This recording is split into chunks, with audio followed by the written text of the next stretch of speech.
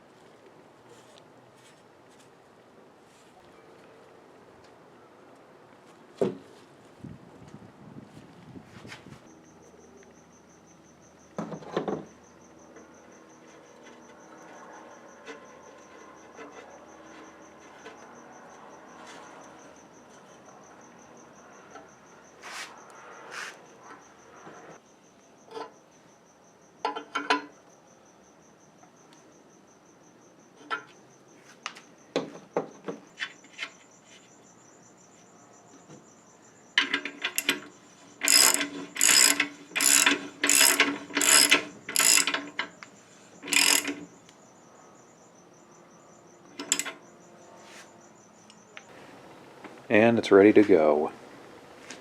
Not the greatest paint job ever, but it's the right color now, so I think it looks better. And now the final big part, the engine itself. Now, other than degreasing it and scraping off the old gaskets, I wasn't planning to do anything to it just because I'm running out of time, but after looking it over, I'm not sure it really needs anything. The first thing I noticed is it appears to have new pistons in it, or pretty new. Those look like the current aftermarket ones available today. The bearings, they're all still fairly tight, and there's no chunks of babbitt missing on any of them. Everything that's supposed to have a cotter pin has a cotter pin in it. It still holds compression. The thrust is kind of loose on all these, but that's normal. I wouldn't say this is a rebuilt engine, but it's had a lot of stuff done to it fairly recently. So I don't think it really needs anything. The only thing I'm going to do is this oil tube. It doesn't look to be in the greatest condition, so I bought a new one and I'm just going to swap it out.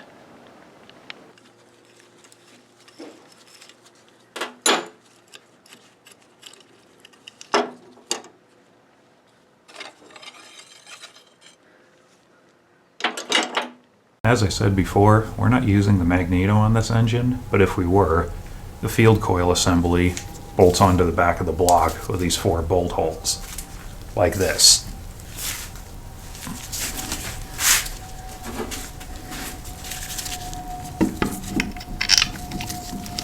Now what's important about this is the oil line is assembled afterwards, so it overlaps this.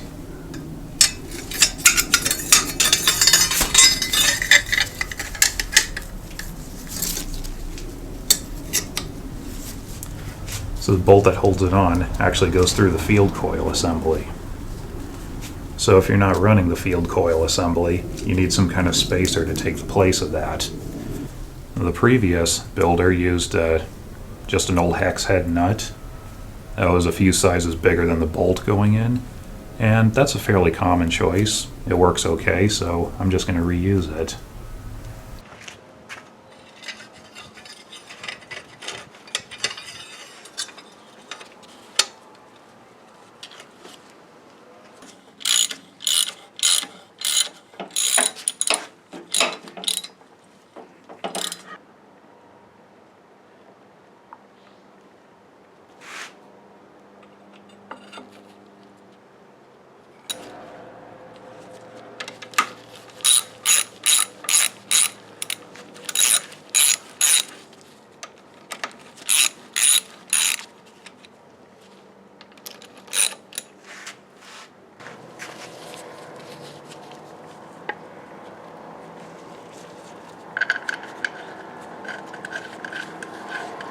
Now on the timing cover, there's only 3 bolts that need to be installed right now. This one, and this one. But I installed the fan bolt and one of the generator bolts anyway, just to align the timing cover and to keep it under compression while the sealer dries.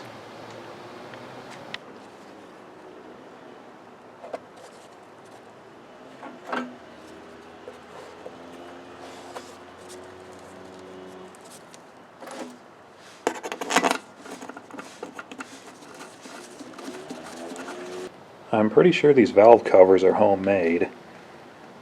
Not that that's a problem, they're working just fine and they'll probably continue to work just fine.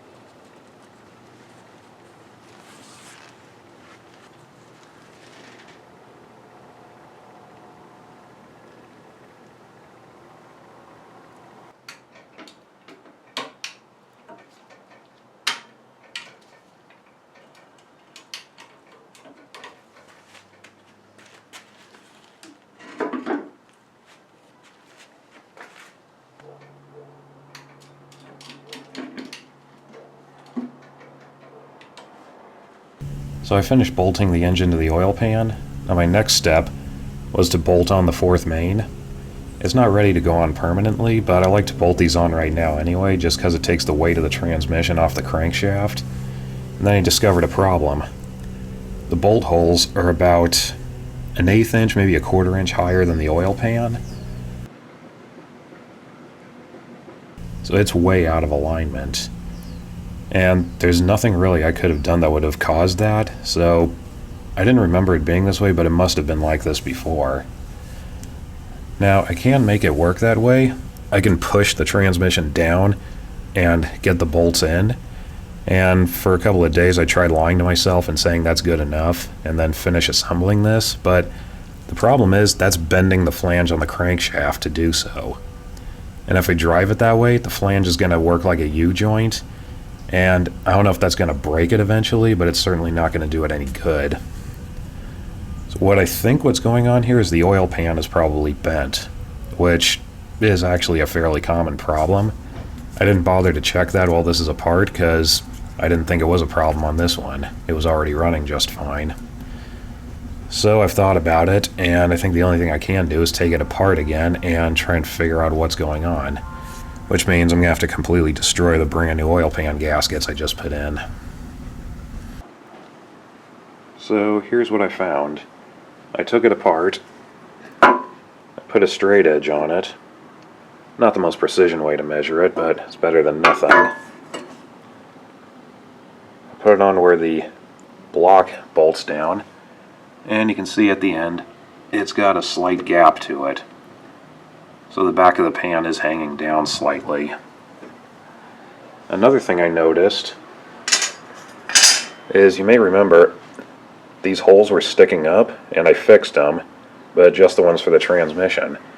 The ones for the engine, I didn't do anything about. Now just for fun, I hammered down the bolt holes on this side, pretty much just the ones towards the back. And put the straight edge on that, and there's no gap anymore. So maybe that'll fix it, I don't know, But another thing I'm going to do is assemble this without the gasket. So that'll lower the block slightly, and all that might be enough to compensate for it, hopefully.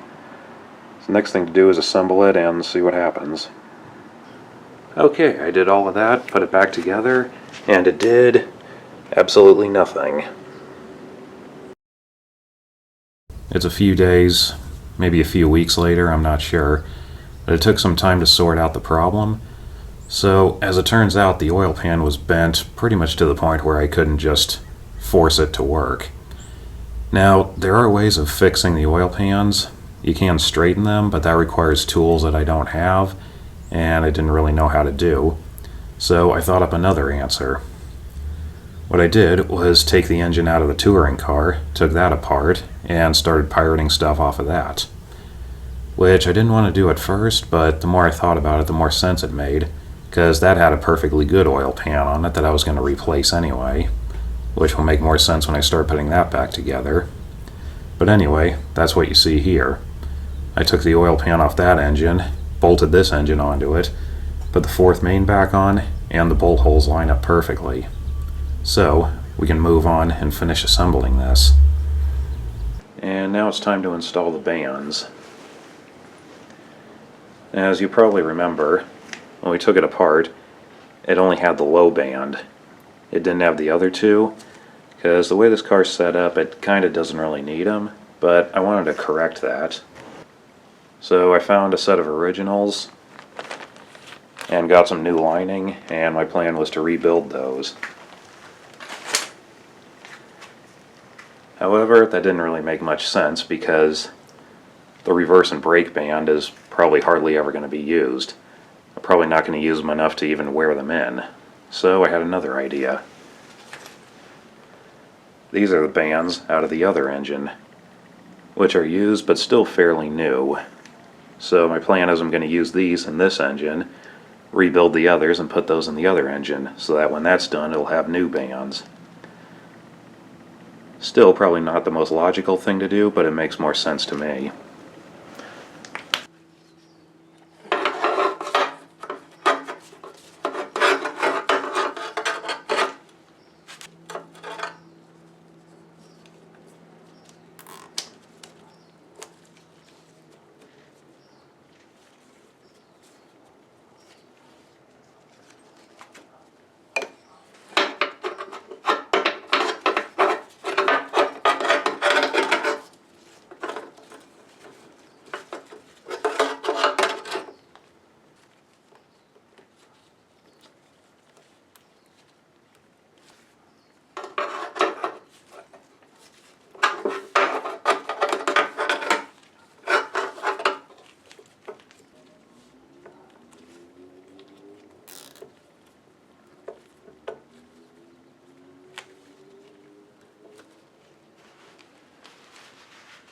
And now the next step is to install the transmission housing, or the hogshead, whatever you want to call it.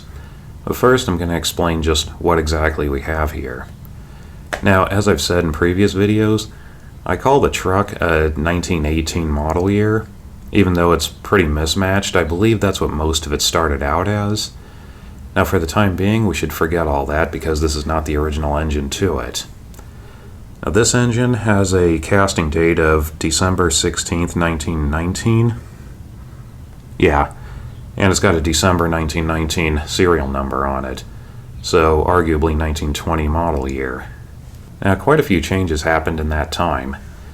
In 1918, there was no electric starter, no generator, so the engine and transmission weren't made for that. An original 18 engine would be pretty much just like the one that's in the touring car. In 1919, the electric starter became available, so obviously the flywheel was redesigned for a ring gear, the transmission housing was redesigned for a starter motor, and another thing that was done is the engine block was redesigned for a generator. It has this housing on the side here to hold a generator, which is gear driven from the camshaft. Now the electric starter remained as an extra cost option on some models, so even after 1919 there were still models made without him. However, production of the non-starter parts was immediately discontinued, and the surplus amount of them was used up on non-starter cars until supply ran out. And when you're building thousands of cars a day, supply runs out pretty quickly. After that, all cars used this configuration. The block was made for a generator, it had a ring gear, and the transmission housing was made for a starter, whether it had a starter or not. If it didn't, the holes for the starter and generator had block-off plates on them. This block was built at the end of 1919, so whether it had a starter or not, it would have all the starter components on it. The block is made for a generator. It would have probably also had a ring gear flywheel, and it would have a transmission housing that was made for a starter. So at the moment, it pretty much matches itself. The only thing that didn't really belong is it had a non-starter transmission housing on it, and that's something I plan to correct now. This is the housing that was on it. It is non-starter. Even though it's wrong for the engine, ironically it's the right one for the truck. It was most likely built around 1918. Now, to make things even more confusing, it's been fitted with the 26-27 wide pedals, which to most anyone else would be a selling point because they're easier to use. But to me it's less authentic, so I want the earlier ones. This is one built around or after 1919. As you can see, it's made for an electric starter, and this is the one I'm going to use.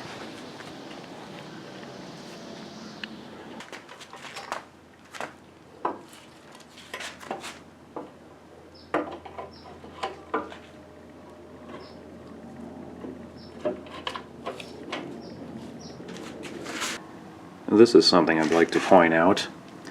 As you can tell, this is a long ways from the pan, because the felt seal in here takes a while to compress. Even when you push this down, it's still like this. Now what a lot of people like to do is just put this one bolt in and draw it down with that. Now that can work, but it can also push this part of the oil pan up, which is a problem the other pan had, or it could even break this part of the housing off. So the right thing to do is put all the bolts in and draw them all down evenly until it sets. Another little trick is to pack these corners with sealer, because sometimes they do leak around here.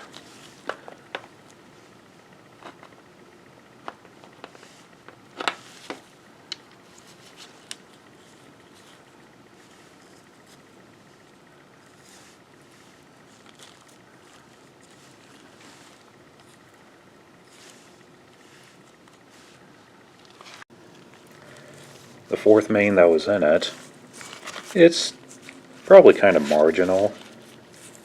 The babbitt on it is still there, but it's pretty worn, just all around. So I probably should put a rebuilt one in it. Well, the good news is, the other engine already had a rebuilt one in it, so I'm just going to pirate this one. And luckily they're both standard sized.